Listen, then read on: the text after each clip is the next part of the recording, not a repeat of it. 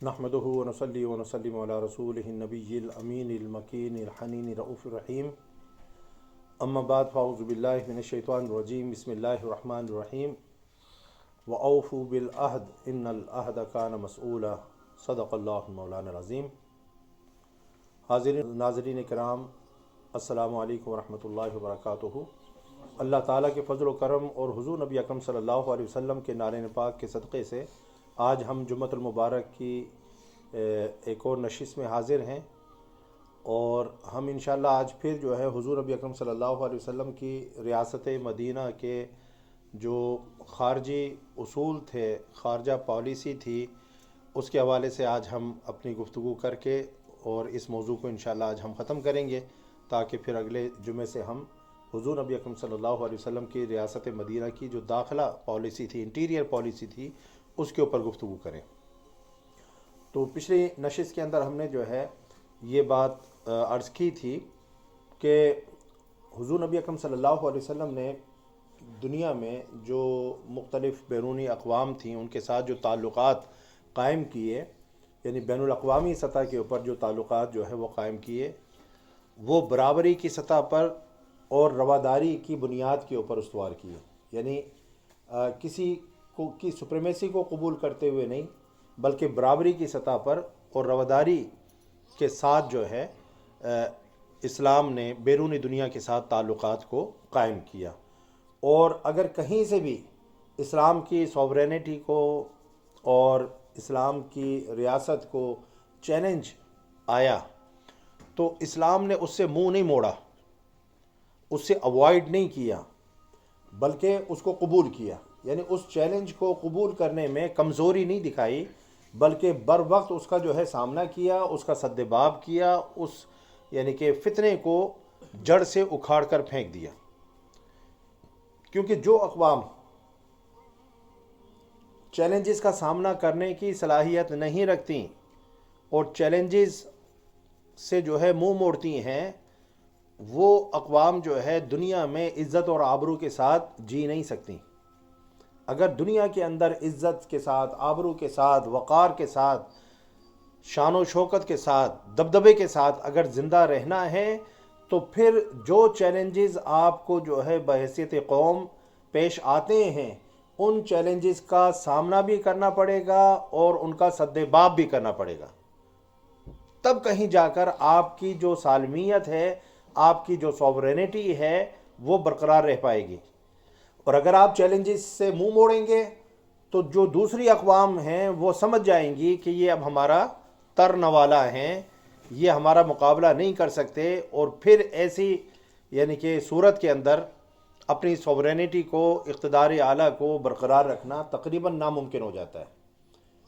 اس میں پھر کمپرومائزز کرنے پڑتے ہیں، اس میں پھر گیو اینڈ ٹیک کرنی پڑتی ہے، اس میں پھر کسی کی سوورینٹی کو قبول کرنا پڑتا ہے، اس میں پھر کسی کے سامنے آپ کو جھکنا پڑتا ہے، کسی کو اپنا جو ہے باس ماننا پڑتا ہے، تب آپ کو پھر جینے کا حق دیا جاتا ہے۔ میں آپ کو جو ہے یہ اصول بیان کر رہا ہوں۔ تو اب آپ دیکھیں، اسلام کے یعنی کہ شام میں حضور نبی اکرم صلی اللہ علیہ وسلم نے، شام میں رومن امپائر تھی نا، وہاں پر حضور نبی اکرم صلی اللہ علیہ وسلم نے سفیر کو بھیجا، اپنے ایمبیسڈر کو بھیجا، اور وہ حضور نبی اکرم صلی اللہ علیہ وسلم کا پیغام لے کر گیا کہ اللہ کو مانو، حضور نبی اکرم صلی اللہ علیہ وسلم اللہ کے نبی ہیں، ان کی جو ہے نبوت اور رسالت کو مانو تو آپ کو جو ہے امن و امان جو ہے مل جائے گا۔ تو ہوا یہ کہ حضور نبی اکرم صلی اللہ علیہ وسلم کے بھیجے گئے سفیر کو قتل کر دیا گیا وہاں پر، اور یہ ایک بہت بڑی یعنی کہ بددیانتی تھی، بہت بڑی یعنی کہ سفیروں کو اس چاہے وہ جو بھی پیغام لے کر جائیں یا وہ کسی کے بھی سفیر ہوں، ان کی عزت اور احترام کیا جاتا تھا۔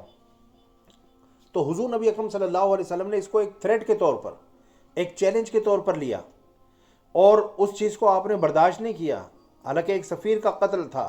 آپ صلی اللہ علیہ وسلم نے اس کو اعلان جنگ سے تعبیر کیا، اس کو اعلان جنگ سمجھا، اور پھر آپ صلی اللہ علیہ وسلم نے حضرت زید بن حارثہ رضی اللہ تعالی عنہ کی سرکردگی میں، قیادت میں، سربراہی میں، سپہ سالاری میں آپ صلی اللہ علیہ وسلم نے ایک لشکر بھیجا۔ ایک سفیر کے قتل ہونے پر آپ صلی اللہ علیہ وسلم نے لشکر بھیجا، اور اس کے نتیجے میں جنگ موتا ہوئی. اب اسلام کی ایک بہت بڑی اور مشہور جنگ ہے جنگ موتا، آپ نے نام سنا ہوگا. جنگ موتا ہوئی اور حضور نبی اکرم صلی اللہ علیہ وسلم نے فرما دیا تھا، دیکھیں نگاہ نبوت سے آپ صلی اللہ علیہ وسلم دیکھ رہے تھے، آپ نے یہ بھی نومینیٹ کر دیا تھا کہ سپہ سالار زید بن حارثہ ہیں، اگر یہ شہید ہو جائیں تو پھر علم جو ہے جعفر طیار کو دیا جائے، وہ شہید ہو جائیں تو علم پھر عبداللہ بن رواحہ کو دیا جائے. اور ایسا ہی ہوا، جنگ کے اندر حضرت زید بن حارثہ شہید ہو گئے تو پھر جو ہے علم حضرت جعفر طیار کے ہاتھ میں آیا. اور حضرت جعفر طیار جو ہے جب شہید ہوئے رضی اللہ تعالی عنہ تو پھر حضرت عبداللہ بن رواحہ ان کے پاس جو ہے علم آیا، قیادت آئی، اور اللہ تعالیٰ نے جو ہے جنگ موتا میں مسلمانوں کو فتح عطا فرمائی. یہی وہ جنگ تھی جس میں حضرت خالد بن ولید کے ہاتھ سے 9 تلواریں ٹوٹیں. جنگ کے اندر 9 تلواریں جنگ لڑتے، یعنی اتنی شدت کی جنگ تھی، اتنی گھمسان کا رنگ تھا کہ حضرت خالد بن ولید جو ہے اور اتنی جوش بہادری کے ساتھ لڑ رہے تھے کہ آپ کے ہاتھ سے 9 تلواریں ٹوٹیں اور آپ کو جو ہے سیف اللہ، اللہ کی تلوار کا لقب ملا. تو آپ اندازہ کر لیجئے کہ ایک سفیر جو ہے وہ قتل ہوا تھا، لیکن حضور نبی اکرم صلی اللہ علیہ وسلم نے اس سے اغماض نہیں برتا، چشم پوشی نہیں کی، اوائڈ نہیں کیا کہ یار ابھی ہم اتنے جو ہے طاقتور نہیں ہیں، مد مقابل جو ہے ہم سے زیادہ طاقتور ہیں، ہم ان کا کس طرح سے مقابلہ کریں گے، ابھی چپ ہو جاتے ہیں، ابھی خاموش نہیں. حضور نبی اکرم صلی اللہ علیہ وسلم نے اس کو تھریٹ کے طور پر اور اعلان جنگ کے طور پر لیا اور فوری طور پر لشکر جو ہے روانہ کیا. ایک بہت بڑی جنگ ہوئی اور اللہ تعالیٰ نے جنگ موتا میں مسلمانوں کو فتح و نصرت عطا فرمائی.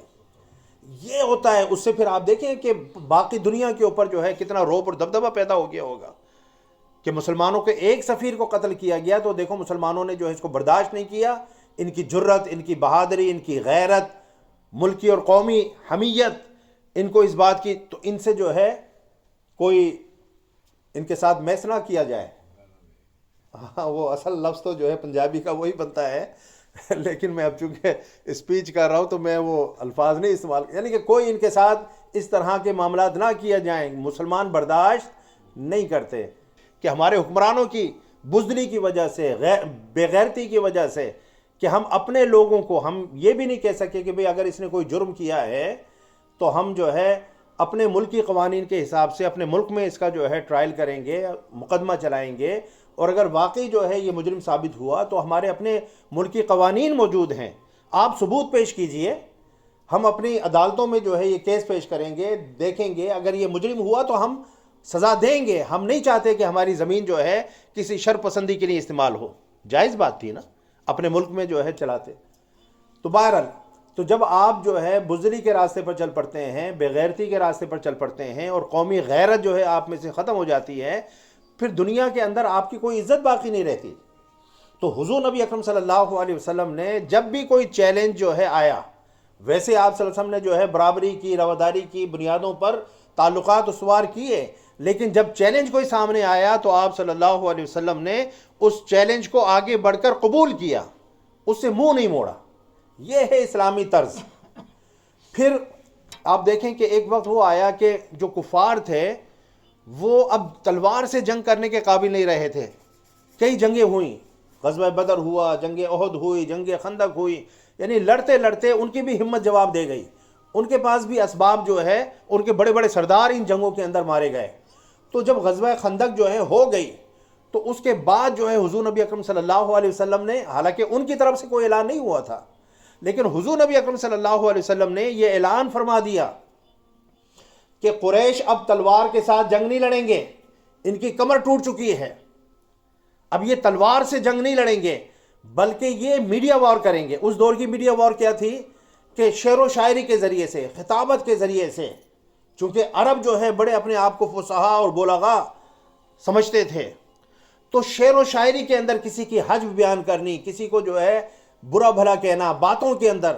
اب یہ تلوار سے جو ہے اس طرف آ جائیں گے، جو آج کے دور میں 5th جنریشن وار کہلاتی ہے، میڈیا وار کہلاتی ہے. تو اس دور کی 5th جنریشن وار ہونے والی تھی. تو حضور نبی اکرم صلی اللہ علیہ وسلم نے فرمایا کہ اب ان کی کمر ٹوٹ چکی ہے، اب یہ جو ہے تلوار سے جنگ نہیں لڑیں گے، لیکن اب یہ شعر و شاعری، ادب کے ذریعے سے، خطابت کے ذریعے سے یہ اسلام کی توہین کریں گے اور مسلمانوں کی کردار کشی کر کے اس طرح کی جنگ لڑیں گے. زبان کی جنگ ہوگی، تلوار کی جنگ نہیں ہوگی. تو پھر حضور نبی یعنی میڈیا وار ہوگی. یہ اس دور کا میڈیا تھا نا، میڈیا وار ہوگی.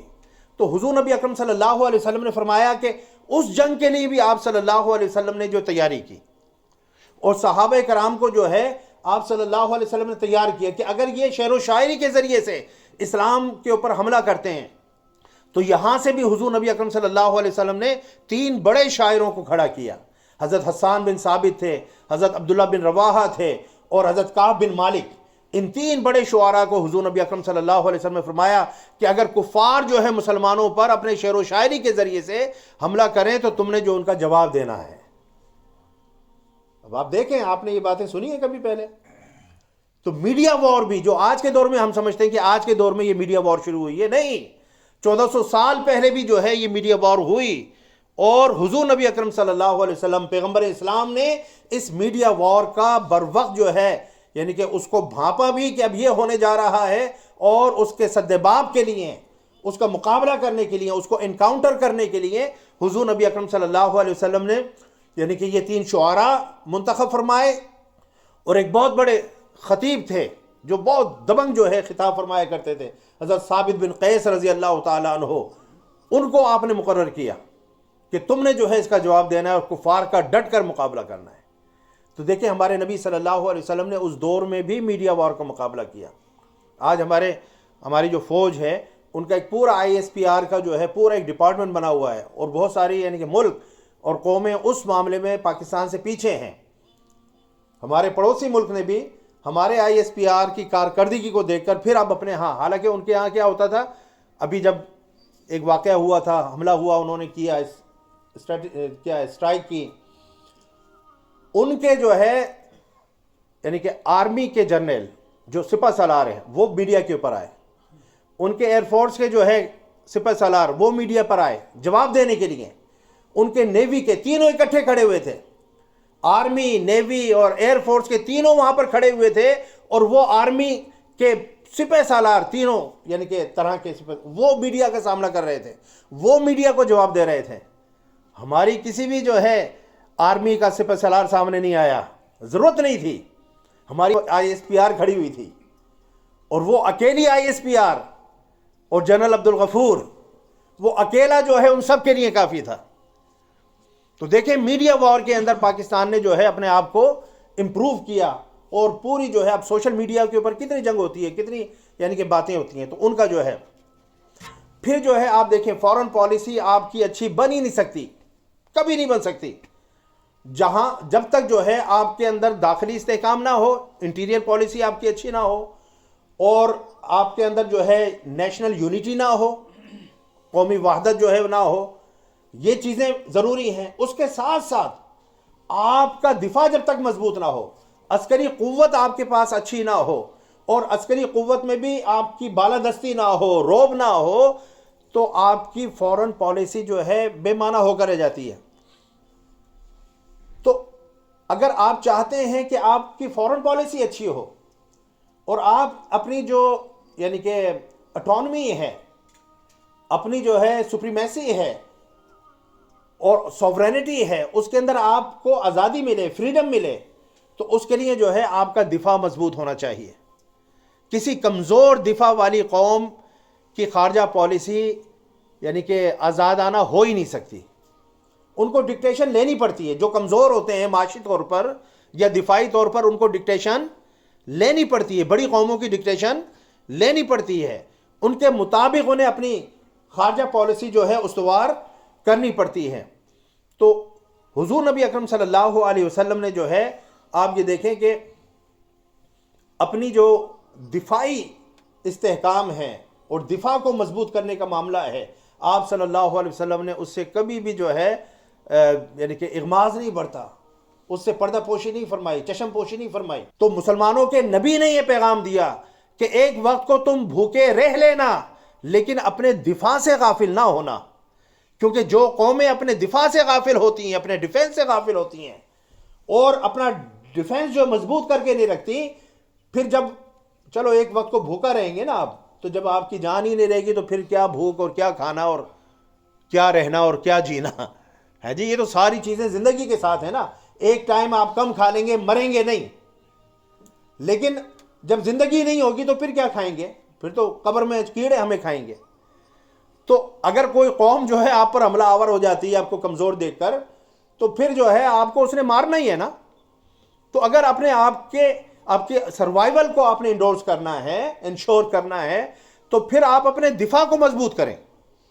تو اس ملک کی وزیر اعظم نے کہا کہ یہ میں نے جو ہے پیغمبر اسلام سے سیکھا, نبیوں کے یعنی مسلمانوں کے نبی سے سیکھا کہ دیکھیں آپ غربت کے اندر, افلاس کے اندر کم کھا کر جو ہے رہ لیں, لیکن اپنے دفاع سے غافل نہ ہوں. تو ہمارے جو بعض ملک کے دانشور حضرات ہیں وہ کہتے ہیں دیکھو جی ہمارے ملک کا 10% یا 20% یا 50% بجٹ جو ہے فوج کھا جاتی ہے. در حقیقت یہ دوسروں کی زبان بولتے ہیں, یہ دشمنوں کی زبان بولتے ہیں, یہ ذہنوں کے اندر فتنہ پیدا کرتے ہیں تاکہ جو ہے لوگ اس بات کے اوپر چرچا کریں, بات چیت کریں, پریشر آئے, فوج کا بجٹ جو ہے کٹ ڈاؤن ہو. جب فوج آلات ہی نہیں خرید سکے گی, آپ جتنی اچھی ٹریننگ جو فوج کو دے دیں, جتنا اچھا اس کا بدن بنا دیں, آج کل کوئی دو بدو تو لڑائی نہیں ہوتی, آپ اس کو بالکل جو 6 پیکس اس کے بنا دیں فوج کے ہیں, کیا ہو جائے گا؟ اس کے پاس جو ہے اچھی گن نہیں ہے, اس کے پاس اچھی وردی نہیں ہے, اس کے پاس اچھے آلات نہیں ہیں لڑنے کے لیے. آپ نے جناب بالکل اسٹیل مین بنا دیا اس کو. وہ اسٹیل مین جا کر لڑے گا کدھر؟